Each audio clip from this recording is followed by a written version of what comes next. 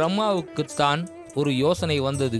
கரையான்களை உருவாக்கி அந்த வில்லின் நாணை அறுத்தால் டக்கென்று வில் நிமிரும். நிமிர்ந்த வில்லின் வேகத்தில் அதில் முகவாயை பதித்திருந்தார் முகுந்தன் அல்லவா?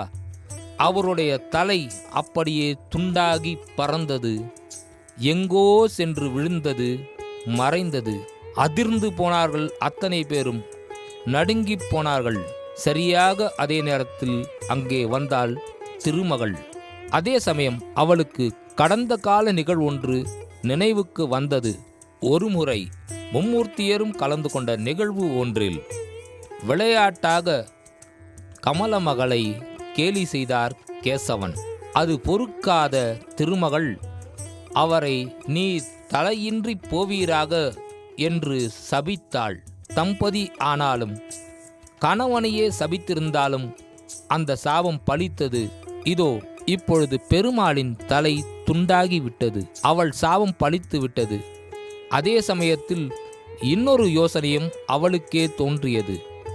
ஹயக்ரீவன் என்னும் அசுரனை அழிக்க அல்லவா எல்லோரும் தவித்து கொண்டிருக்கிறார்கள். ஹரியையே பரியாக ஆக்கினால் என்ன?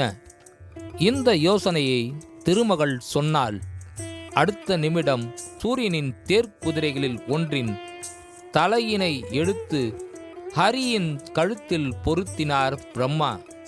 ஹரி பரியானார், ஹயக்ரீவனானார். அப்புறம் என்ன? ஹயக்ரீவ பெருமாளுக்கும் ஹயக்ரீவ அசுரனுக்கும் பெரும் போர் நடந்தது. முடிவில் முடிந்தான் அசுரன். மூவுலகங்களும் முகுந்தனை கொண்டாடி